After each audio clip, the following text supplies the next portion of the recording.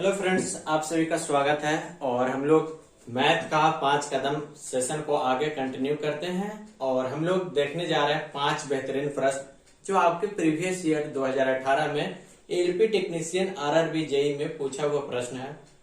किस तरह का पैटर्न का सवाल आता है एग्जाम में, उसको हम लोग कैसे आसानी तरीके से सॉल्व करेंगे। चलिए आइए देखते हैं और समझते हैं आज का सबसे पहला प्रश्न की ओर। और देखिए एज से आपका अच्छा सा प्रश्न है, सवाल पढ़िए उसके बाद जवाब ऑटोमेटिक निकल के आ जाएगा। सवाल क्या कह रहा है, एक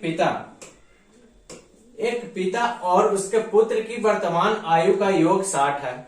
एक पिता और पुत्र के आयु का योग क्या है, 60 वर्ष है। 6 वर्ष पहले पिता की आयु पुत्र की आयु का 5 गुनी थी। 6 वर्ष बाद पुत्र की आयु क्या होगा पूछ रहा। चलिए इस सवाल को हम लोग कैसे करेंगे। चलिए मान लीजिए क्या, माना कि पुत्र की आयु क्या है, 1 है। और पिता और पुत्र की आयु का योग क्या है, 60 है। पुत्र की आयु 100 गया तो पिता की आयु क्या हो जाएगा, टोटल 60 है तो 60 में से 1 घटा देंगे तो पिता की आयु निकल के आ जाएगा कि नहीं। क्योंकि हमारा सवाल में दिया हुआ है पिता और पुत्र की आयु का योग 60 है। 1 मान लिया है पुत्र की आयु का योग, तो दोनों का योग 60 है तो 60 में से ही ना घटेगा 1 तो पिता की आयु निकल के आ जाएगा। तो ये हमारा पिता की आयु 60 माइनस 1 निकल के आ गया। अब कह रहा 6 वर्ष पहले पिता की आयु पुत्र की आयु का 5 गुना था। 6 वर्ष पहले जी, ये हो गया पुत्र की आयु 6 वर्ष पहले और बराबर में क्या आ जाएगा, पिता की आयु 6 वर्ष पहले 5 गुना था ये, तो इसमें हम 5 से गुना कर देंगे तो इसका इक्विवेलेंट हो जाएगा कि नहीं।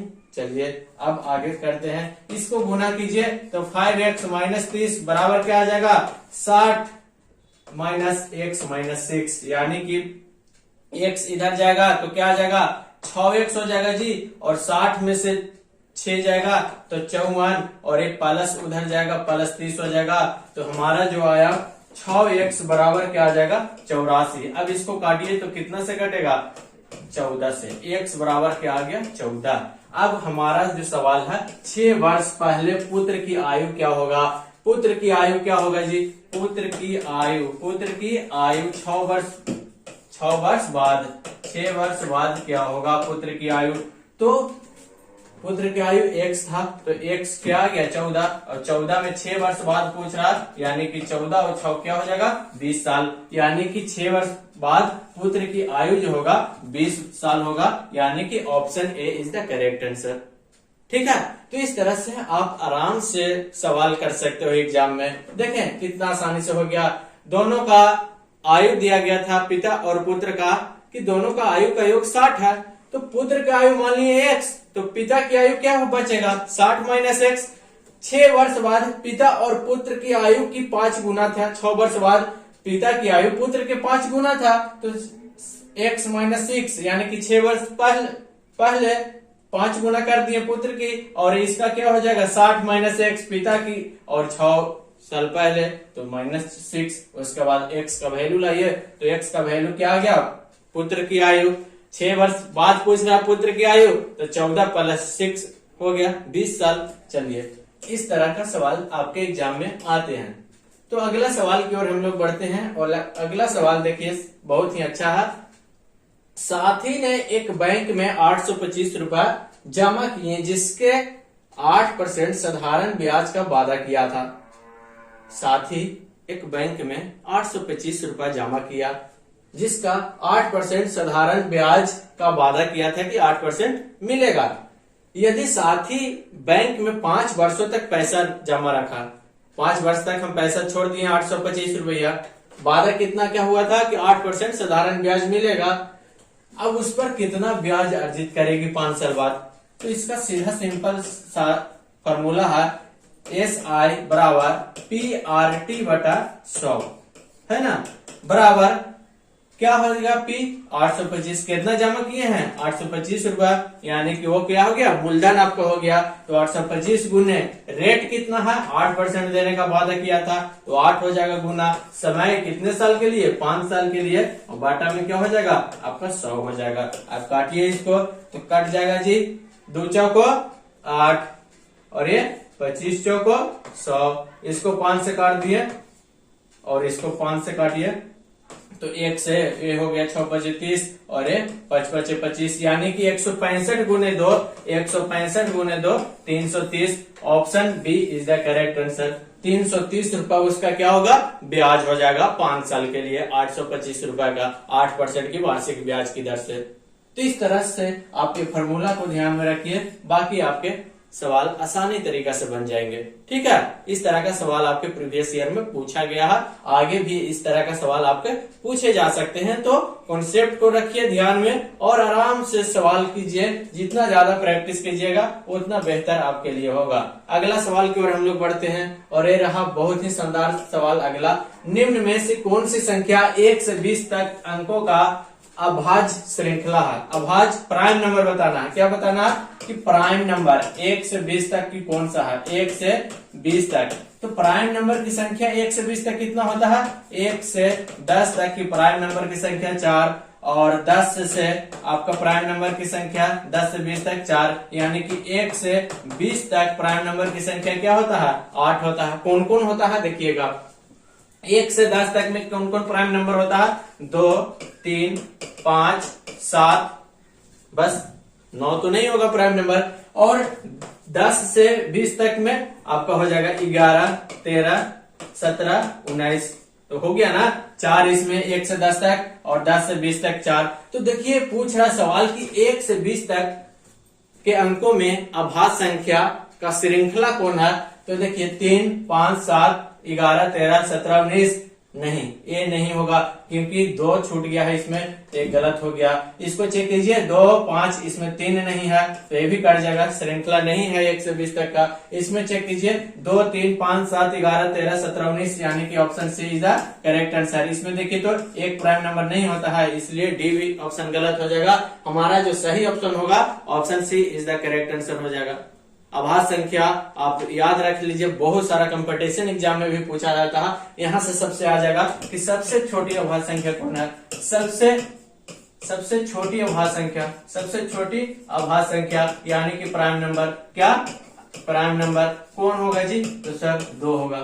सबसे छोटी अभाज्य संख्या 2 होती है। अभाज्य संख्या किसे कहते हैं, जो केवल अपने से और 1 से कटे उसे क्या कहते हैं अभाज्य संख्या प्राइम नंबर। पूछ देगा कि 1 से 100 तक की संख्या में अभाज्य संख्या कितना होगा, तो कितना होता है जी टोटल 25 होता है। और 1 से 50 तक अगर पूछ दे 1 से 50 तक अगर पूछ दे 1 से 50 तक तो टोटल अभाज्य संख्या कितना होता है 15 होता है। तो ये सब आप याद रखिएगा, जो छोटा छोटा टर्म बता रहे हैं वो ध्यान में रखिएगा। एक पहला क्या हो गया आपका 1 से 10 तक अभाज्य संख्या 4 गो, कौन कौन हो गया जी, तो 2 हो गया 3 हो गया 5 हो गया 7। 1 से 10 तक की अभाज्य संख्या 4 गो, 10 से 20 तक की अभाज्य संख्या 4 गो, 11 13 17 19 ये हो गया। यानी कि 1 से 20 तक की अभाज्य संख्या बोलेगा तो कितना होगा 8 गो। सबसे छोटी अभाज्य संख्या बोलेगा तो क्या हो जाएगा सर 2 होता है सबसे छोटी अभाज्य संख्या। 1 से 50 तक की अभाज्य संख्या की संख्या कितना होती है 15, और 1 से 100 तक की अभाज्य संख्या कितनी होती है 25 होती है। ये सारी चीज छोटा छोटा टर्म है, बस आपको क्या रखना है माइंड में सेट कर देना है कि ये चीज होते हैं, क्योंकि ये छोटा छोटा चीज कभी एग्जाम में पूछ दिए जाते हैं। तो आप अगर पूछ दिया जाएगा कि 1 से 100 तक गिनती में कितने अभाज्य संख्या होते हैं बताइए, ऑप्शन में दे देगा 20 21 22 25, तो याद रहेगा तो आराम से 25 मार दीजिएगा, और नहीं तो 1 से 100 तक अभाज्य संख्या निकालते रहिए आराम से, तो टाइम वेस्ट होगा ना। इसीलिए स्मार्ट वर्क करना है आपको, और स्मार्ट वर्क आप इस तरह से कर सकते हैं। चलिए अगले सवाल की ओर हम लोग बढ़ते हैं।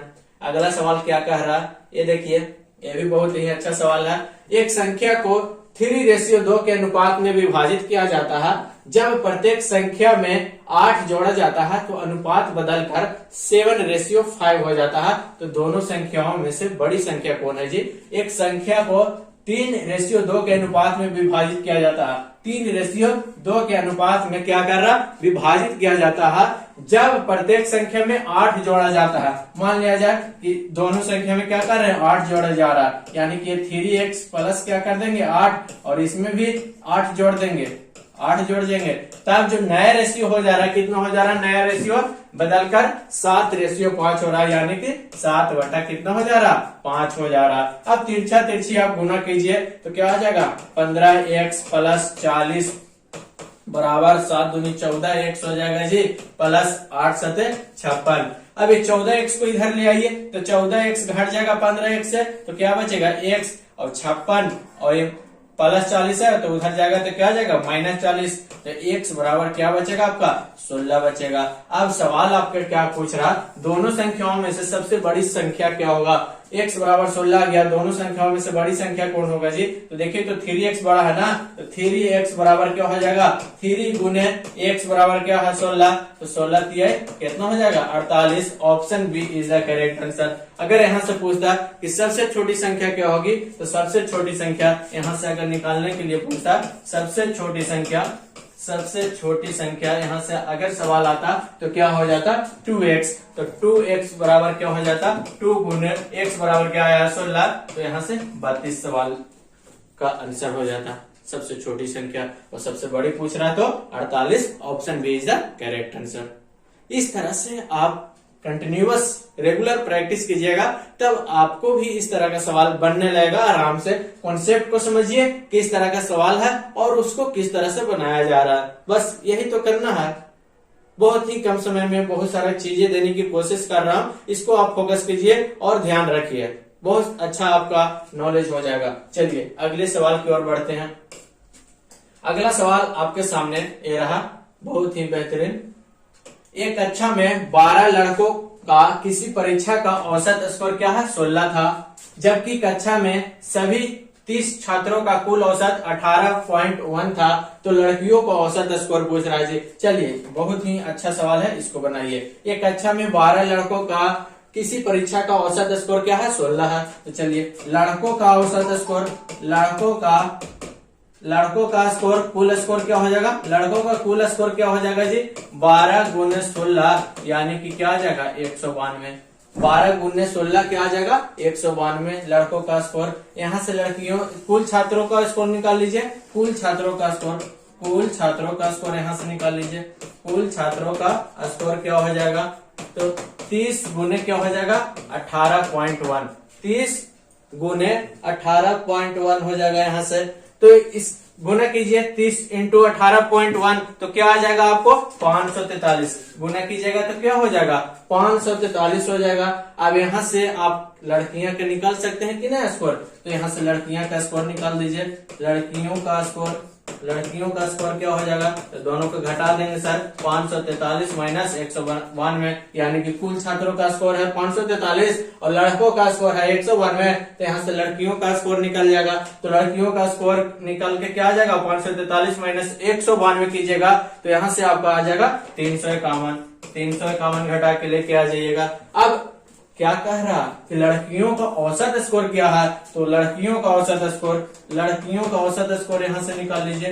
लड़कियों का औसत स्कोर तो क्या हो जाएगा, लड़कियों का औसत स्कोर 351 बटा, लड़का था क्या जी, लड़का था 12 और टोटल छात्र है 30, तो लड़कियां कितना होगा 18, तो 351 बटा 18 कीजिएगा, तो आंसर जो आ जाएगा आपका क्या 19.5, जो आपका option D is the correct answer हो जाएगा। तो इस तरह से आप सवाल कर सकते हो एग्जाम में। लड़कों का औसत स्कोर निकाल लेंगे, यहाँ से 12 गुने 16 192 आ गया।